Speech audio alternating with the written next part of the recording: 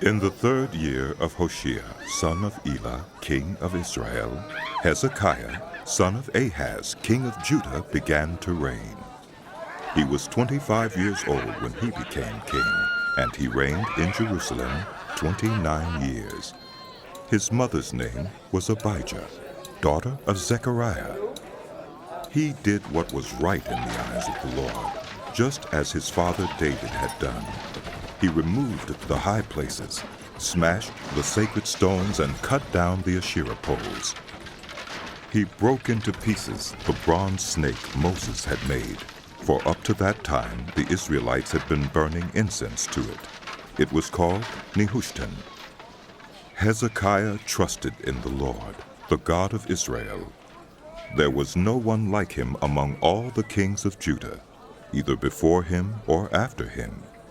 He held fast to the Lord and did not stop following him. He kept the commands the Lord had given Moses. And the Lord was with him. He was successful in whatever he undertook. He rebelled against the king of Assyria and did not serve him.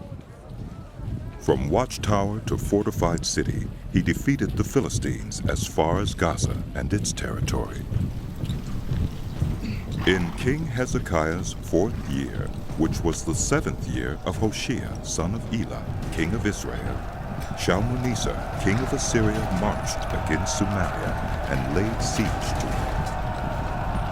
At the end of 3 years, the Assyrians took it. So Samaria was captured in Hezekiah's 6th year, which was the 9th year of Hoshea, king of Israel.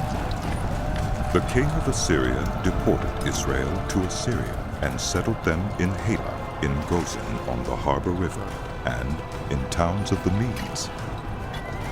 This happened because they had not obeyed the Lord their God, but had violated his covenant, all that Moses the servant of the Lord commanded. They neither listened to the commands nor carried them out. In the 14th year of King Hezekiah's reign, Sennacherib, king of Assyria, attacked all the fortified cities of Judah and captured them. So Hezekiah, king of Judah, sent this message to the king of Assyria at Lachish. I have done wrong. Withdraw from me, and I will pay whatever you demand of me. The king of Assyria exacted from Hezekiah, king of Judah, 300 talents of silver and 30 talents of gold. So Hezekiah gave him all the silver that was found in the temple of the Lord and in the treasuries of the royal palace. At this time, Hezekiah, king of Judah, stripped off the gold with which he had covered the doors and doorposts of the temple of the Lord and gave it to the king of Assyria. The king of Assyria sent his supreme commander, his chief officer, and his field commander with a large army from Lachish to King Hezekiah at Jerusalem. They came up to Jerusalem and stopped at the aqueduct of the upper pool on the road to the washerman's field.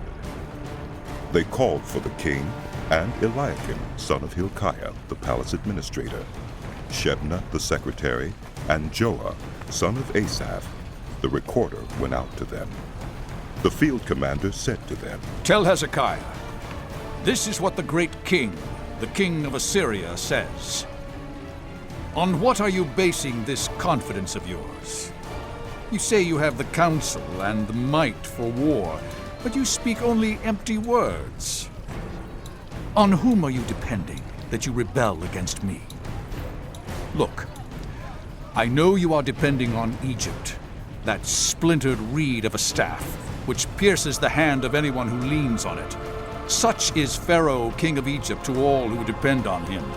But if you say to me, we are depending on the Lord our God, isn't he the one whose high places and altars Hezekiah removed, saying to Judah and Jerusalem, you must worship before this altar in Jerusalem? Come now, make a bargain with my master, the king of Assyria. I will give you 2,000 horses, if you can put riders on them. How can you repulse one officer of the least of my master's officials, even though you are depending on Egypt for chariots and horsemen? Furthermore, have I come to attack and destroy this place without word from the Lord? The Lord himself told me to march against this country and destroy it.